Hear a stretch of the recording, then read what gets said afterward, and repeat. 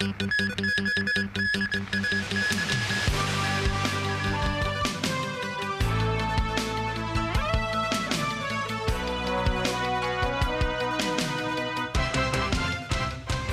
evening and thank you for joining us.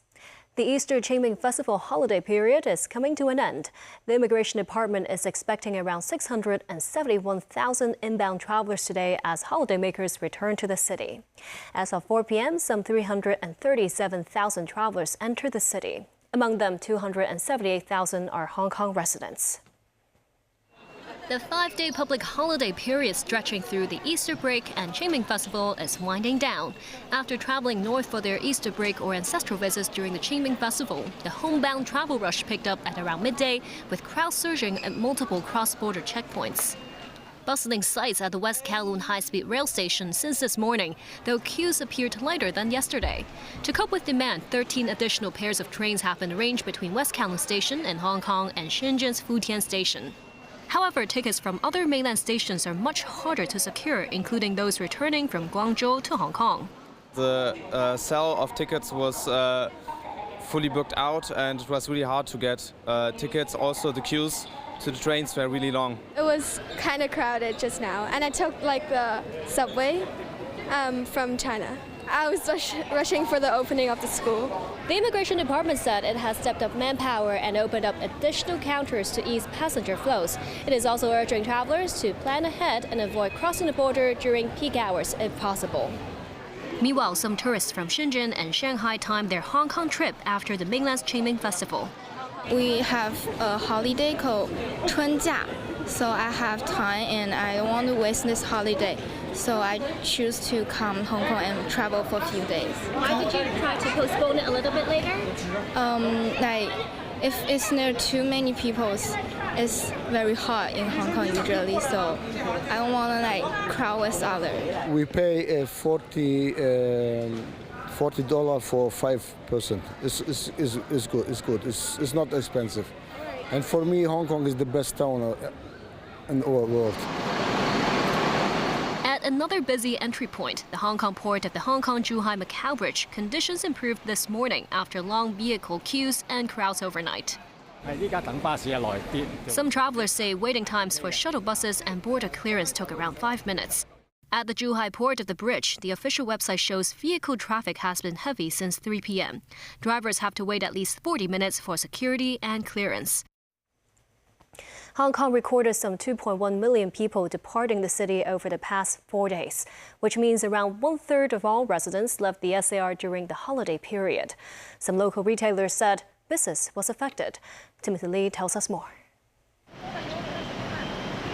The mainland's 3-day Qingming holidays ended on Monday, but scores of mainland tourists could still be seen taking photos at the Kennedy Town New Praia, a popular landmark for southbound visitors. Some of them shared the reasons for choosing the city as their holiday destination. Ms. Xu, a visitor from Zhejiang province, said many women in the mainland are excited to take photos at the scenic spot. While this Beijing tourist says she prefers to buy handbags and precious metals in Hong Kong. Between last Friday and this Monday, at least 560,000 mainland and overseas tourists entered Hong Kong, with mainlanders comprising 73% of this figure. The local tourism sector believes that there has been a surge in southbound visitors owing to the introduction of spring breaks in mainland schools. Lawmaker Edward Leung, a representative of the catering sector, said the city's businesses and various other sectors can benefit from the introduction of more mega events during off-seasons. Meanwhile, in residential neighborhoods such as Shek Lei in Kwai Chung, some local restaurants said they were unable to take advantage of the mainland tourism wave during the holidays. With authorities recording some 2.1 million residents departing the city over the course of the holiday period, these restaurants are still reeling from a 20% drop in patrons. Some restaurant managers noted that locals are afraid to spend owing to rising oil prices caused by the Iran war. Timothy Lee, TVB News. A Chinese Kuomintang party delegation from Taiwan led by its chairwoman Chen Li-wen has landed in Shanghai. They will embark on a 6-day mainland trip. The visit is regarded as an important part of the dialogue between the KMT and the Communist Party of China. Cheng said the trip is meant to show the whole world that both sides of the Taiwan Strait are longing for peace. It is reported that the delegation would head to eastern Jiangsu province to visit Dr. Sun Yat-sen's mausoleum in Nanjing. Cheng is also expected to hold meetings with senior Chinese Communist Party leaders in Beijing. A U.S. Democratic House representative moves to impeach Defense Secretary Pete Hegseth over his role in the ongoing conflict with Iran. U.S. House Representative Yasamin Ansari, who is of Iranian descent, says she will introduce articles of impeachment against Hegseth next week. Ansari accused Hegseth of violating his oath of office and acting outside constitutional authority in relation to military actions linked to the Trump administration. She said Hegseth's war crimes, including bombing a girls' school and targeting civilian infrastructure, are grounds for impeachment. Some Democratic lawmakers reportedly say the issue is not currently under discussion within the party. And still ahead, Alice Mack says briefing day for Wang Fuk Court residents will not clash with public hearing dates. More students taking DSE exams are seeking pre-exam psychological counseling. And Welfare Chief Chris Swin explains changes to the $2 subsidy scheme for the elderly.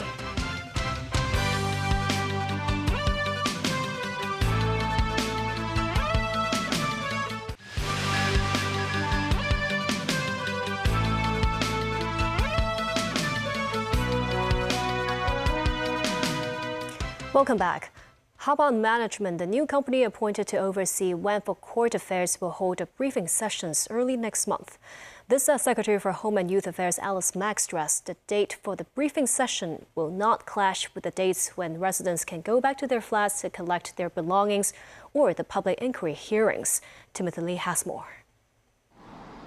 Handpicked by the government to oversee affairs at Wang Fuk Court after last year's devastating fire, Hop-On Management earlier said it will hold a briefing session for the residential estate's homeowners in the early parts of May this year. Secretary for Home and Youth Affairs Alice Mack said the management company has received over 800,000 documents and requires time for door-to-door verification and sorting work. She further noted that the date for the briefing session will not coincide with dates when residents can collect their belongings from their apartments or the public inquiry hearings. Mack noted the former management company's unsatisfactory handling of the estate's management fee deposits, adding that Hop-On will need time to fix the problem. She also said that in the future, relevant owners corporations and management committees will also hold similar briefing sessions to consult affected residents prior to making any major decisions. This as residents of the 7 affected buildings in Wang Fuk Court can begin collecting their belongings on the 20th of this month. Mack said authorities will deploy more than 8,000 personnel to assist local residents at the time. Timothy Lee, TVB News. 2 people suffered mild injuries after a bus collided with a van near the Taiwan MTR station. The van was seen lying on its side after the incident, with significant damage seen on the left side of the vehicle. The Kowloon motorbus windshield came off entirely after the crash. A female passenger and the driver of the bus both said they felt unwell after the incident, with the former sent to Prince of Wales Hospital for treatment. The crash took place at around 2 p.m. when the KMB vehicle traveling on the number 88 route was departing from the MTR station before it collided into a van. The section of the road between Mei Tin Road and Hung Mui Cook Road has been cordoned off owing to the incident.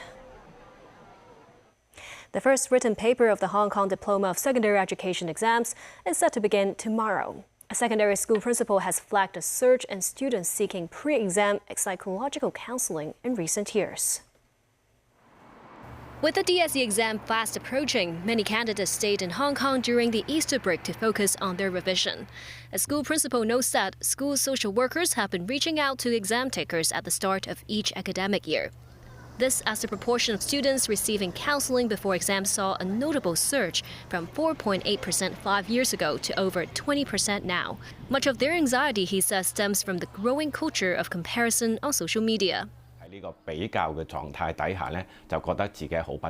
Principal Kwok Yo Ham of the Lions Club's International Chun Choi King College says some students want to appear effortless when achieving high grades. In this environment of comparison, he says some students may feel inadequate because they couldn't see the time and efforts behind the scenes. Hagyeong Club surveyed more than 1,000 DSE candidates this year between January and February. It found exam takers' stress levels higher than the past 3 years, with reasons cited including self-expectations and concerns about future pathways. More than 46,000 day school candidates have applied for this year's DSE, an increase of about 8% year-on-year. Hagyeong Club's consultant says some candidates are worried that larger cohorts could mean more fierce competition to get into their university or course of choice. He adds that while the rise of AI has helped students revise more efficiently, it has also created uncertainty about future career prospects. In this final sprint of exam preparation, he reminds students to focus first on revision, but also maintain a healthy routine to optimize their exam performance. The $2 public transport fare concession scheme for the elderly was modified recently to offer a $2 fare or an 80% off discount for fares over $10. Secretary for Labor and Welfare Chris Sun explained on TVB's Straight Talk program that the purpose of the change is to make sure the arrangement is sustainable in the long term, while encouraging the elderly to avoid taking long-haul rides if they can take short trips. Instead of just a $2 flat rate, we have modified it a little bit, so it will be $2 flat rate or 80% off. And the second purpose is to introduce a system in place that will encourage people to make a choice. So if there are options available for you to take on a short haul route that will cost you less, and with now 80% off, people will avoid taking a long haul ride just for short trip travel purposes.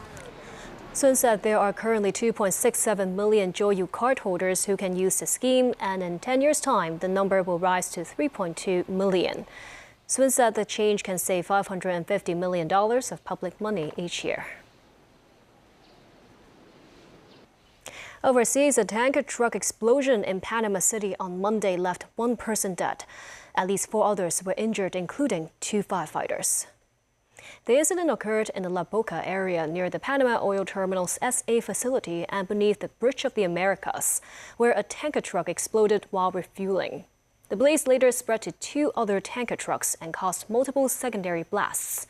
Built in 1962, the 1,654-meter-long Bridge of the Americas, located at the Pacific entrance of the Panama Canal, is a key transport link for traffic and logistics across the waterway.